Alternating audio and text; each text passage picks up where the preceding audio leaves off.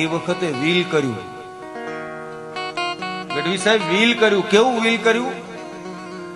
સ્વતંત્ર ભારતનો કોઈ પણ નાગરિક આવે એને મારા અસ્થિ આપી દેજો. એને વિશ્વાસ કેટલો હશે કે મારો દેશ સ્વતંત્ર થશે? મારા વાળા, સ્વતંત્ર ભારતનો કોઈ પણ માણસ આવે તો એને મારા અસ્થિ આપી દેજો, એવું વીલ કરી નાખ્યું. હવે સાંભળો, જે માણસ આખી જિંદગી દઈ દીધી હોય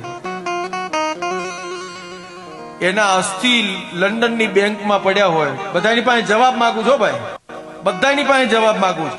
એના અસ્થિ લંડનની બેંકમાં પડ્યા હોય, ભારત દેશ આઝાદ થાય એના બીજા દિવસે, ત્રીજા દિવસે, ચોથા, પાંચમા દિવસે કે 15 મહિનામાં કોકને લેવા મોકલવો જોઈએ કે ના મોકલવો જોઈએ?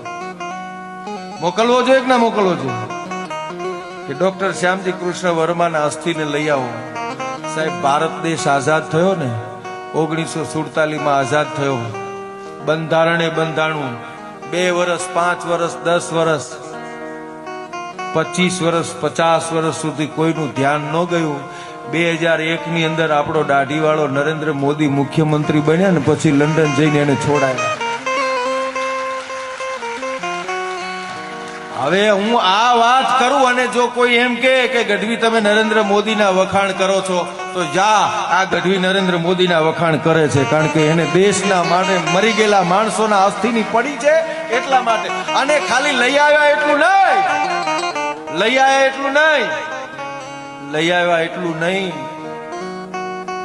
યાત્રા કાઢી, ખંભા ઉપર રાખી અને આખા ભારતની તમામ પવિત્ર નદીઓની અંદર એના અસ્થિને ભેળવી દીધા. એ મારા વાલા કામ કર્યા.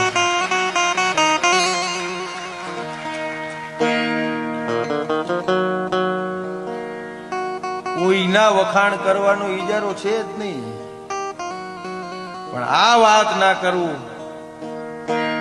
તો કલાકાર તરીકે મારો આત્મા રાજી ના રહે.